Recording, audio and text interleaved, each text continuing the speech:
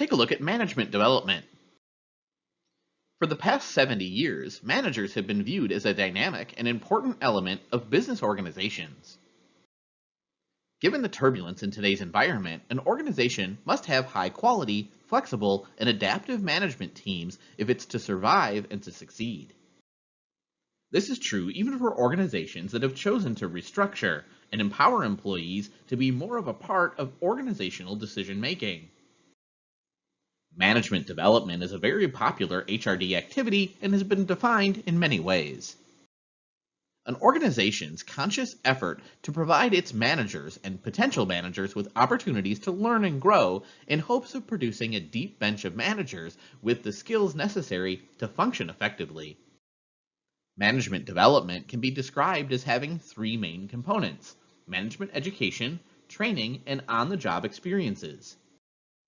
Management education is the acquisition of a broad range of conceptual knowledge and skills in formal classroom situations in degree-granting institutions.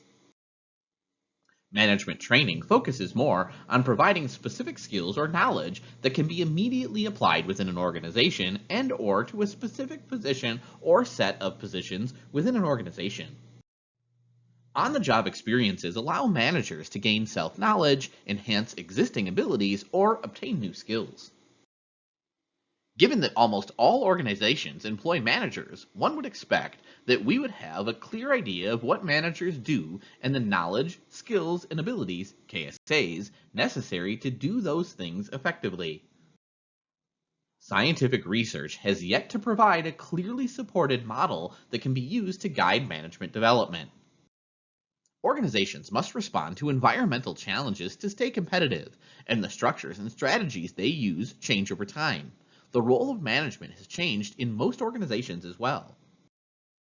Researchers have examined the job of managing from three perspectives. The characteristic approach involves observing the tasks managers perform and grouping them into meaningful categories. A second approach to describing the managerial job is to identify the roles that managers are typically assigned.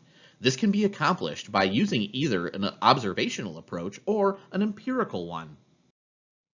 The integrated competency focus on managerial competencies, that is, skills or personal characteristics that contribute to performance rather than the roles managers perform. The model identifies 21 competencies that are grouped in 6 categories: human resource, leadership, goal and action management, directing subordinates, focus on others, and specialized knowledge. The approaches we've presented to describing the manager's job all have one thing in common. They attempt to describe the manager job by identifying its elements. Given the fact that research on the managerial job has left many unanswered questions, the importance of conducting a thorough needs assessment before designing a management development program is amplified. Globalization has led organizations to create management development programs that produce globally competent managers. Management development should be tied to an organization's structure and strategy for accomplishing its business goals.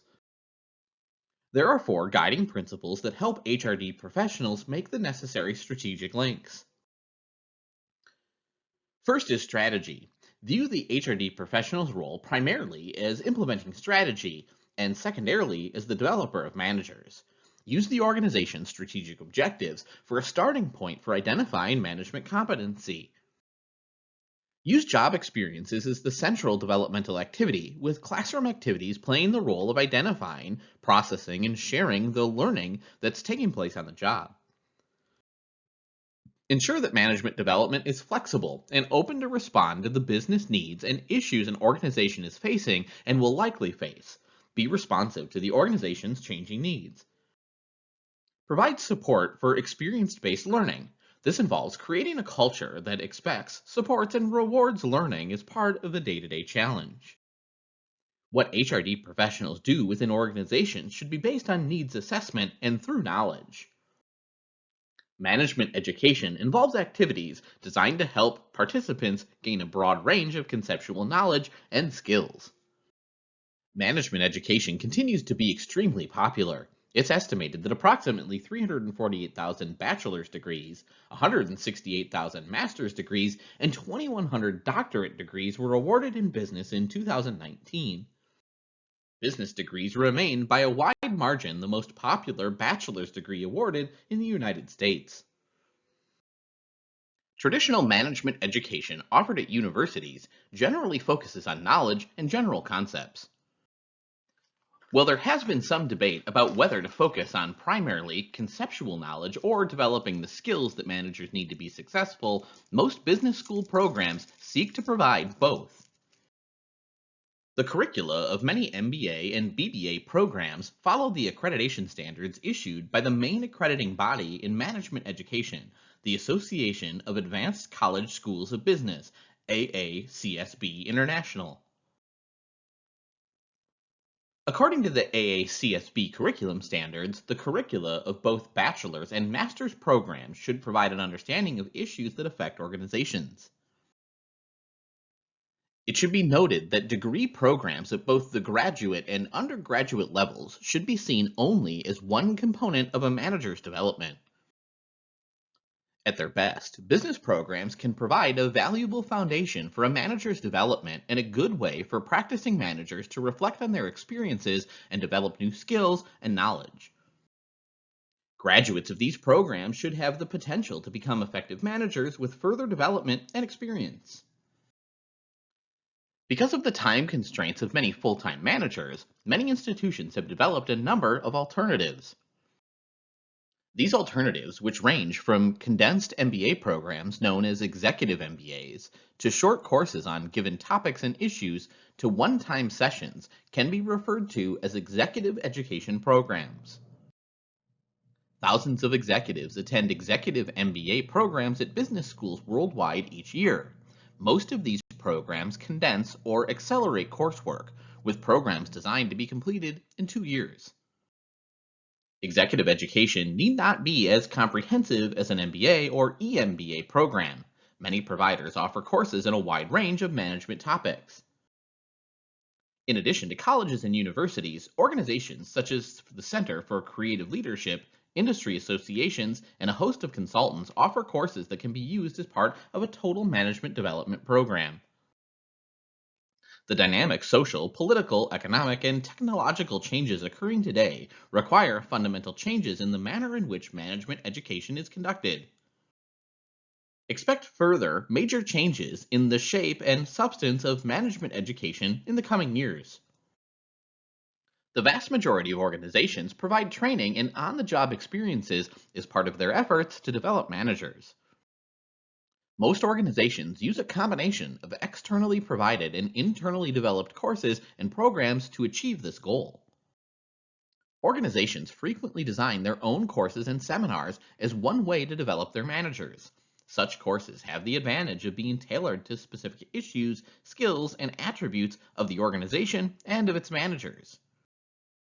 A large number of organizations have concluded that a significant component of their management development should include a company academy or college in which all managers at certain levels are required to complete a specific curriculum. On-the-job experiences play an important role in the development of managers and executives. Many organizations use job assignments and experiences as an explicit part of their management development effort. However, despite the importance of on-the-job experience to management development, too often organizations leave such development to chance, hoping managers to discover the lessons to be learned on their own.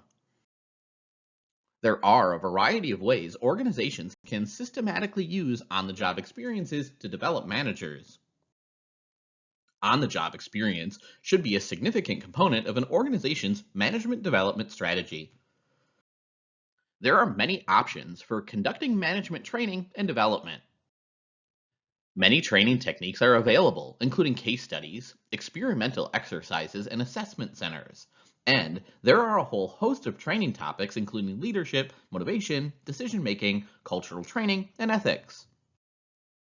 Leadership has been one of the most heavily researched and popularly discussed topics in management and psychology. There's a wide array of leadership theories seeking to describe and predict effective leadership attributes. Leadership development in organizations, although not always theory based, has seen a number of high profile changes that have been driven by organizations' need to compete in a turbulent, uncertain environment. One approach to leadership development can be referred to as leaders developing leaders. This trend is signified by the frequent involvement of CEOs and senior managers in developing a group of leaders within their organization.